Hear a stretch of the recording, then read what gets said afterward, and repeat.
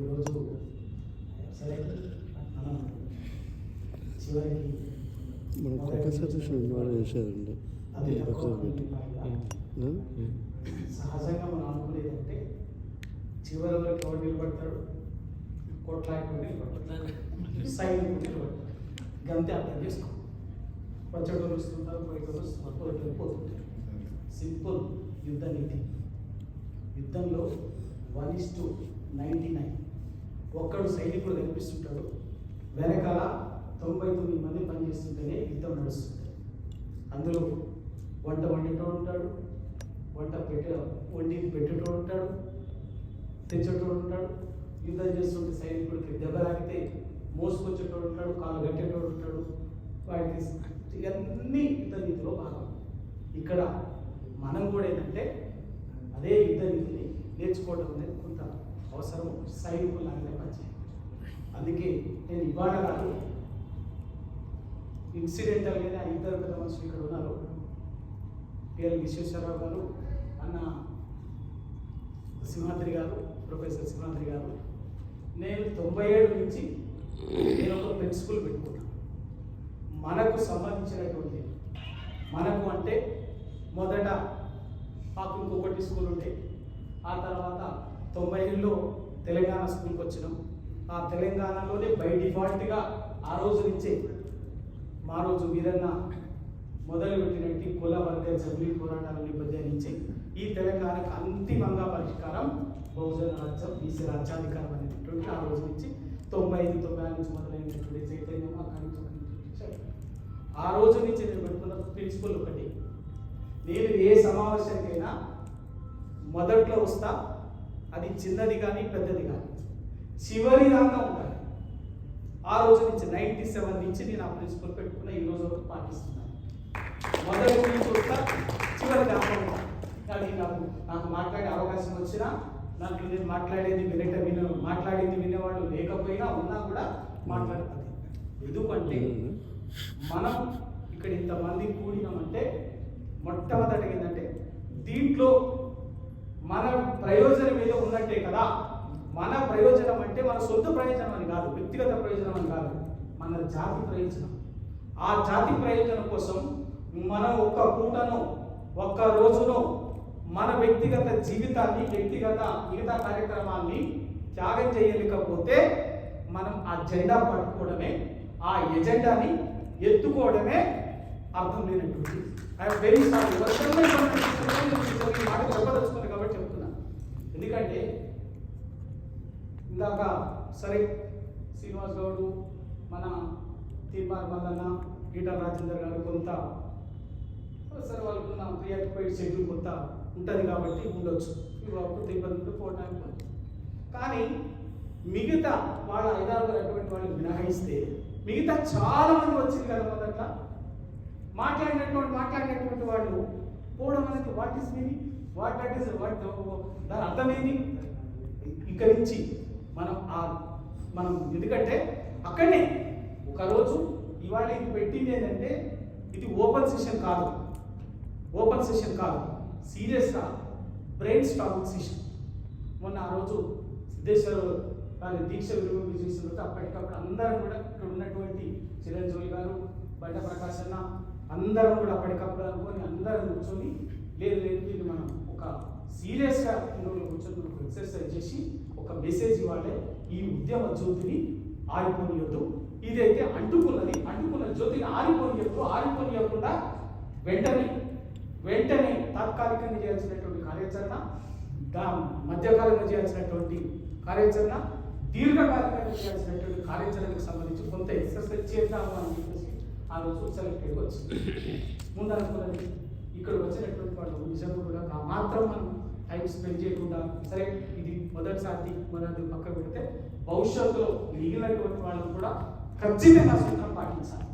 నేను ఆ మాట చెప్పదలుచుకున్నాను, అందుకు ఖచ్చితంగా ఆ మాట పాటించాలి. ఎందుకంటే మనం తెలంగాణ కోసం ఎక్కడి నుంచో ఇక్కడికి ఒక మీటింగ్ రావడం అంటే మనం మాట్లాడటం కోసం కాదు ఇక్కడ రావడం. ఇక్కడ ఉన్నటువంటి వాళ్ళు నిజంగా ఇక్కడికి వచ్చినటువంటి వాళ్ళు వాళ్ళ స్థాయిలో వాళ్ళు తెలంగాణ కోసం కావచ్చు, సమాజం కోసం కావచ్చు, కులం కోసం కావచ్చు, మన బీసీ వర్గాల కోసం కావచ్చు, ఎంతో కొంత పని చేసినటువంటి, రాసినటువంటి, సమాజాన్ని ప్రభావితం చేసినటువంటి అనుభవం ఉన్నటువంటి వాళ్ళే. మనం ఒకరినొకరు వినటం వల్ల, ఒకరికొకరి ఆలోచన వినటం వల్ల మన ఆలోచన కూడా షార్పెన్ అయ్యే అవకాశం ఉంటుంది. ఓసారి మనం అనుకుంటాం, గొప్పగా ఆలోచించడం అనుకుంటాం, అది తప్పని ఉండొచ్చు. అది ఎప్పుడు నలుగురు అభిప్రాయం ఉన్నప్పుడు కదా మనం కరెక్టా తప్ప అనేది వచ్చేది. అందుకోసం ఏంటంటే మనం నిరంతరం సమాజం కోసం పనిచేసేటువంటి వాళ్ళం, నిరంతరం విద్యార్థిగా ఉండటం అంటే ఇటువంటి సమావేశాల్లో మనం అందరూ మాట్లాడేటువంటి అందరి అనుభవాన్ని వినటమే అని మీరైతే ఈ సందర్భంగా చెప్పదలుచుకుంటాను. ఇంకా నేను మిగతా ఎజెండా వస్తాను, ఎందుకంటే అందరూ కూడా ఎజెండా డిబేట్ అయిపోయింది. పాపం సభాధ్యక్షుల వారు చిరంజీవి గారు రిపీటెడ్గా 2-3 సార్లు అది ఎజెండాను కూడా చెప్పినప్పటికీ కూడా మళ్ళీ నేను స్ట్రిక్ట్గా ఎజెండా ఫస్ట్ మొట్టమొదటి ఏంటంటే ఢిల్లీ కోసం ఇప్పుడు తక్షణమే ఢిల్లీకి వెళ్ళాల్సినటువంటి అవసరం ఉన్నది. ఎందుకంటే ఆల్రెడీ వాళ్ళ నిన్ననే బీసీ కమిషన్ అనేది కాన్స్టిట్యూట్ అయింది.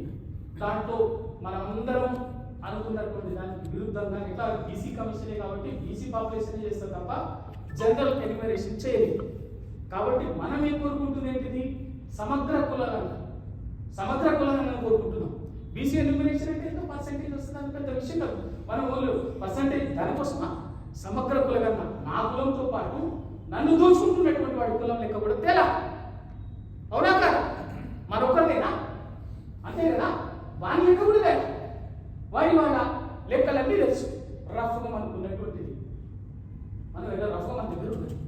తిప్పి కొడితే ఇంకా ఎంత ఎక్కడ 5% తీసింది. మళ్ళీ ఏం జరుగుతుంది?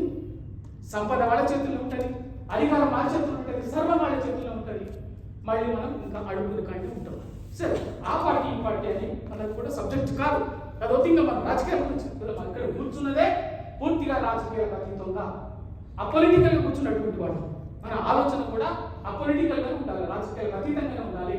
మన కార్యాచరణ కూడా ఆలోచన అట్లనే ఉండాలి, మన కార్యాచరణ ఉండాలి. కొంత ఇబ్బంది ఉంటుంది, ఉండని ఆ మాత్రం ఇబ్బందిని ఆ మాత్రం సరిదిద్దుకోలేనటువంటి వాళ్ళు, ఆ మాత్రం ఇబ్బందిని అధిగమించలేనటువంటి వాళ్ళు ఇక్కడికి రాలేదు. ఇక్కడికి వచ్చినట్టే ఎక్కడొక్కట ఇంత ఇబ్బంది అయినా కూడా వాళ్ళ సొంత పార్టీలో భరించడానికి వచ్చినట్టే వాళ్ళని కూడా మనం ఖచ్చితంగా మనం ఆ మేరకు మనం కొంత కాపాడుకోవాలి.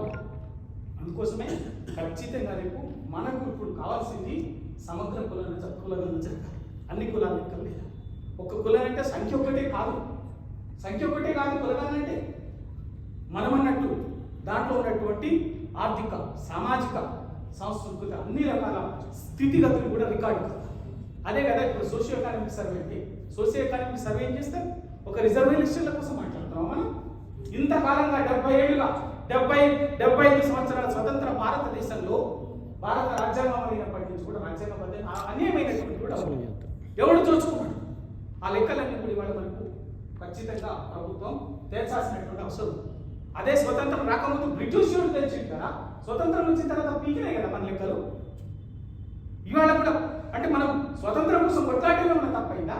ఈ దేశంలో ఈ సమాజంలో జరిగే ప్రతి మార్పు కోసం జరిగే పోరాటంలో మనం భాగస్వామ్యం పోవడమే తప్పైపోయింది మన పరిస్థితి, బీసీల పరిస్థితి. అందుకే ఇవాళ బరాబర్గా మనం ఖచ్చితంగా మనకు కావాల్సింది ఏంటంటే సమగ్ర కులగణన జరగాలి. ఒక బీసీ కులగణన కాదు, దాన్ని వక్రీకరిస్తున్నారు అన్న చాలా వివరంగా గత ఆ ప్రస్తావన వచ్చిన రోజు నుంచి కూడా మాట్లాడుతూ మన సింహాద్రి గారు అది అర్థం కాదు సమాజానికి. విషయం ఏంటంటే మన ప్రతినిధులు అనేటటువంటి వాళ్ళు కూడా అది బోధపడింది చాలా మందికి. ఇప్పటికైనా ఏంటంటే ఖచ్చితంగా అది సమగ్ర కులగణన జరగాలి. ఆ కులగణన జరగాలంటే జాతీయ పార్టీలు రెండు, ఇవాళ మన ముందున్నటువంటి రెండు, ఒకటి కాంగ్రెస్ పార్టీ, బీజేపీ పార్టీ. అక్కడికి మనం కాంగ్రెస్ పార్టీ అధికారికంగా ఇక్కడ సామాన్య డిక్లరేషన్ పేరు మీద మనకు మాట ఇచ్చున్నది, హామీ ఇచ్చున్నది, పూచిపడి లేదు. ఆ ఇచ్చినటువంటి మాటని అమలు చేస్తారా చేయరని చెప్పి అనుకున్నాను, తప్పేమో. అందుకే అది జరగాలంటే ఒక పై ఇంకో రెండు వైపులు ఏం చేసి రాహుల్ గాంధీ గారు కూడా దాన్ని బలంగా ఇక్కడ మాట ఇచ్చున్నారు తెలంగాణ ప్రజలకు. దేశవ్యాప్తంగా ఆయన రాహుల్ గాంధీ గారు కూడా మాట్లాడుతున్నారు. అయ్యా రాహుల్ గాంధీ గారు మాట్లాడుతున్నారు, దానికి అనుగుణంగా అక్కడ కూడా మాకు మాట ఇచ్చున్నారు, కాబట్టి ఆ లెక్కలు తీసి చెప్పండి అని చెప్పేసి దానికి అవసరమైనటువంటి చట్టబద్ధమైనటువంటి అన్ని చేయమని చెప్పేసి అడుగుదాం పోదాం. రెండు, బీజేపీ పార్టీ మీరు బీసీ ముఖ్యమంత్రి అంటారు తెలంగాణలో, బీసీ అదే ఏదో వాళ్ళు చెప్పేది వాళ్ళు చెప్తున్నారు. మాకు మా తెలంగాణ ఉన్నటువంటి సమస్య ఇది దించేయండి, మీరు కూడా బిల్లు పెట్టండి, దానికి సంబంధించినటువంటి వాళ్ళని కూడా మనం రెండు పార్టీలు అడుగుతాం. దానికి ఖచ్చితంగా ఈ ఇంకా వేరే అటు ఇటు కూడా వద్దు. నేను వ్యక్తిగతంగా నేను చాలా స్పష్టంగా కూడా నేను ప్రతిపాదిస్తున్నాను, ఆలోచన కూడా చెప్తున్నాను. ఇదే ఇంటలెక్చువల్ ఫోరం తరఫున దానికి సంబంధించినటువంటి ఢిల్లీని రెండు పార్టీలు కలిసేటటువంటి కార్యక్రమం తీసుకుందాం. ఎందుకంటే మళ్ళీ మనకి టైం కూడా లేదు ఎక్కువ, కానీ ఎందుకంటే కార్యక్రమం ఉంటే మళ్ళీ మనం ఆ కమిటీ ఈ కమిటీ ఇంకోటి అనుకునే మళ్ళీ ఈ టైం ప్రాసెస్ క్రమంలో మనం దీర్ఘకాలిక పోరాటాలకు మనం ఎట్లా దీనికి స్ట్రెంథెన్ చేసే సంస్థాగతంగా నిర్మాణపరంగా ఎట్లా చేద్దామని చేద్దాం. ఇప్పుడు ఇమీడియట్గా ఇంటలెక్చువల్ ఫోరం ఢిల్లీ కార్యక్రమానికి మన చిరంజీవి గారు, మంత్రి గారు, మన పిఎం విశ్వేశ్వర గారు, తిమ్మని గారు, ఇంకెవరు మన వాళ్ళు ఇంకా ఒకవేళ అనుకుంటే ఒక కోర్ కమిటీ ఇంటలెక్చువల్ ఫోరం నుంచే ఉన్నటువంటి వాళ్ళని తీసుకొని మిగతా మనం కూడా అందరం పోదాం. ఎట్లా దానికి అవసరమైతే దాన్ని ఒకసారి మళ్ళీ కూర్చొని కూడా దాని ఎక్సర్సైజ్ దాంట్లో ఉంటుంది. ఇమీడియట్గా మాత్రం నా ఉద్దేశం అయితే ఢిల్లీ కార్యక్రమం రెండు పార్టీలకు వినతి పత్రం ఇచ్చేటటువంటి కార్యక్రమం ఇవ్వాలి.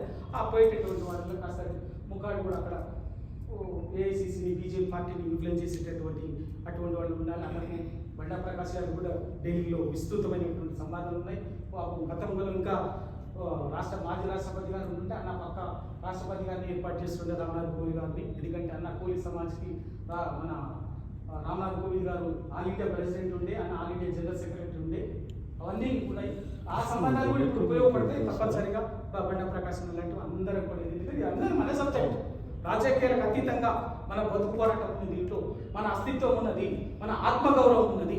కాబట్టి ఇవన్నీ చేసుకుందాం, ఖచ్చితంగా చేశాక తక్షణ కార్యక్రమం చేయాలని చేస్తూ ఇంకొక సైమల్టేనియస్గా మనం ఈ భవిష్యత్తు కార్యక్రమ సంస్థాగతంగా పార్టీని, మన వ్యవస్థని, మనం ఉద్యమాన్ని దీర్ఘకాలికంగా తీసుకుపోవడం కోసం అందరూ ప్రతిపాదించినట్టు ఆలోచనగా కూడా ఏంటంటే 100 మంది ఎవరైతే ఉన్నారో హార్డ్కోర్ ఒక సుశిక్షితులైనటువంటి మెంటర్స్ అందాం మనం. వాళ్ళని రేపు అవసరమైతే జిల్లా ఉద్యమంలో పోయి ఉండేటువంటి దాన్ని చుట్టేటువంటి వాళ్ళు 100 మందిని ఎవరిని ఎట్లా సంస్థలుగానా లేకపోతే వ్యక్తులుగానా కాంట్రిబ్యూట్ చేసినటువంటి ఎట్లా గుర్తిస్తారు ఐడెంటిఫై చేస్తారు చేయండి. చేస్తే ఇమీడియట్గా అది కూడా ఎక్కువ కూడా టైం ఉంటుంది, సైమల్టేనియస్ అది కూడా 100 మందిని గుర్తిస్తే ఆ 100 మందికి మనం హైదరాబాద్లోనే ఒక డే లాంగ్ సెషన్ పెట్టాం. డిఫరెంట్ ఒక పొలిటికల్గా మొత్తం సోషల్గా మించినటువంటి ఉద్యమానికి సంబంధించినటువంటి వాళ్ళకు ఓరియంటేషన్ లాగా ఒక ట్రైనింగ్ క్లాస్ లాగా ముందు ఫస్ట్ వాళ్ళకు జిల్లాలో కాదు ఫస్ట్ ఈ 100 మందికి ఓరియంటేషన్ ఉండాలి. ఆ 100 మందికి ఒకటి మనం ఏర్పాటు చేద్దాం. ఆ 100 మందికి మొట్టమొదటి సమావేశం మీరు నెలకొన్నారు కదా, ఆ మొట్టమొదటి ఆ 100 మంది ట్రైనింగ్ ఆ మొత్తాన్ని కూడా మా తెలంగాణ జర్నలిస్ట్ ఫోరం తరఫున నేనే ఆ కార్యక్రమానికి నేను మొత్తం ఆ రోజు డైలీ మొత్తం కూడా వచ్చేటటువంటి వాళ్ళకి భోజనం కానీ హాల్ కానీ ట్రైనింగ్ నిమిత్తాలంతా కూడా నేనే మా సంస్థ తరఫున మేమే చెప్తాం. ఆ 100 మందిని ఎవరో మేము డిసైడ్ చేయాలి, ఎందుకంటే అది ఎందుకు బాగుండదు కూడా.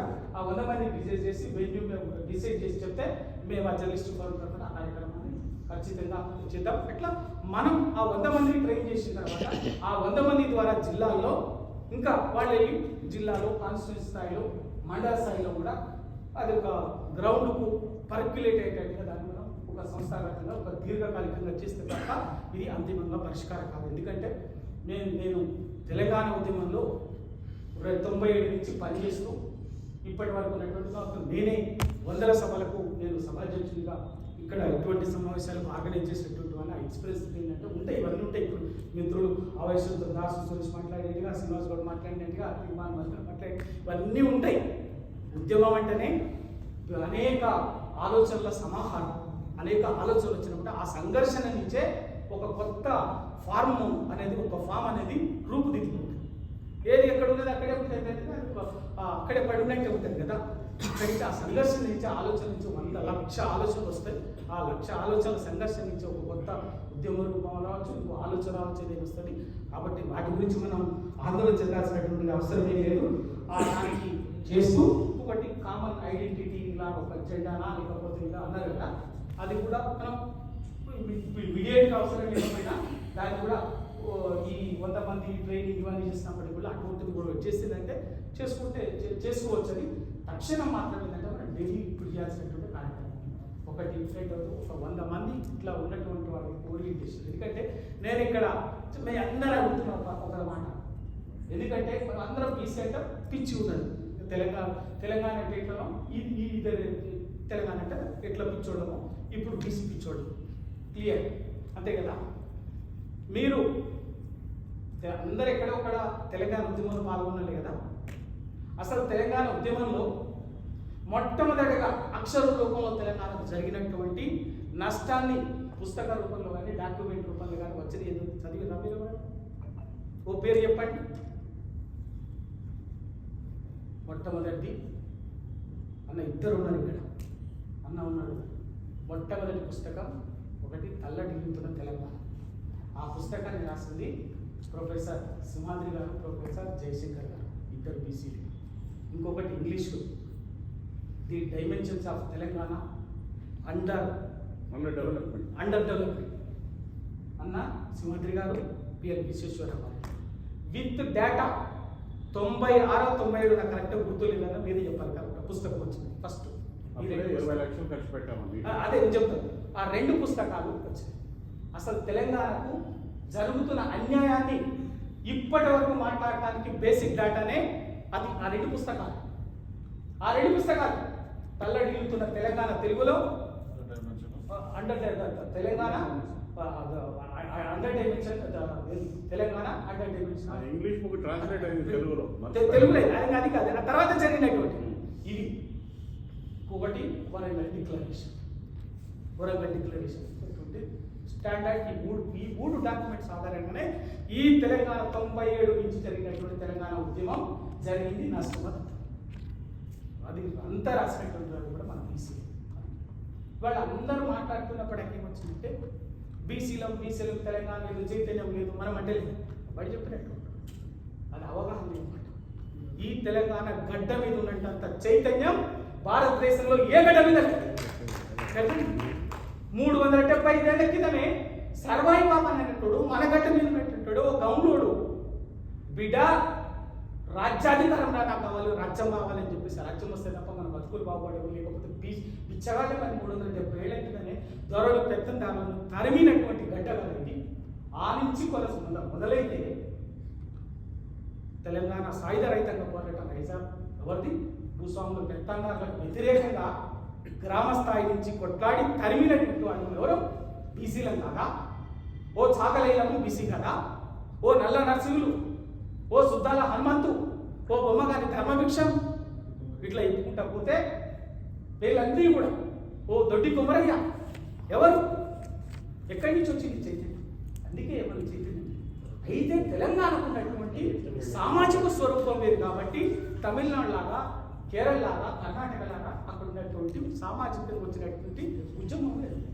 పరివర్తన ఉద్యమం ఇవాళ అక్కడ వచ్చిన పరివర్తన ఉద్యమాలు, ఇక్కడ సామాజిక ఉద్యమాలు వాళ్ళ అంత వెలుగు నుంచి వచ్చినటువంటి తర్వాత నక్సల్ పోరాటం, తెలంగాణ పోరాటం అని ఇది ఒక పరిణామక్రమం. తెలంగాణ చాలా మందికి అర్థం కాదు ఏంటంటే ఒక ఫిలాసఫికల్ చేంజెస్తో, ఒక సామాజిక, ఒక సైంటిఫిక్ పరివర్తన క్రమంతో మారుతున్నటువంటి సమాజం అప్పటి నుంచి ఇప్పటి వరకు కూడా.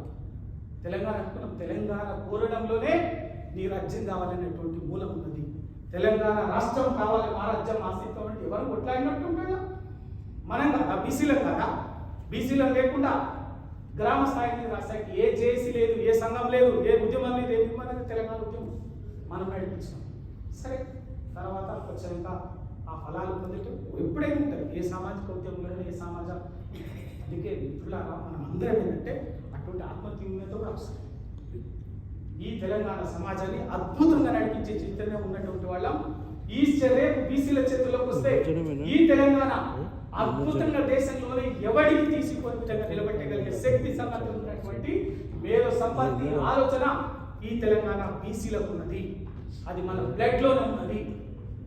ఎందుకంటే మన బతుకంతా దాని చుట్టూ ఉన్నది. కాబట్టి ఖచ్చితంగా ఒక పరిణామ క్రమంలో వస్తున్నటువంటి తెలంగాణ గడ్డ మీద బీసీ పరిణామ క్రమం వంతు వచ్చింది. దాన్ని ఎవ్వరు ఆపలేరు. ఇందాక చిరంజీవి సార్ అన్నట్టుగా మనమందరం మనం ఉన్నట్టుగా పనిచేస్తే, అందరం ఇంత కసిగా పనిచేస్తే 2028లో తెలంగాణలో ఏంటిది? బీసీ కా సర్కార్.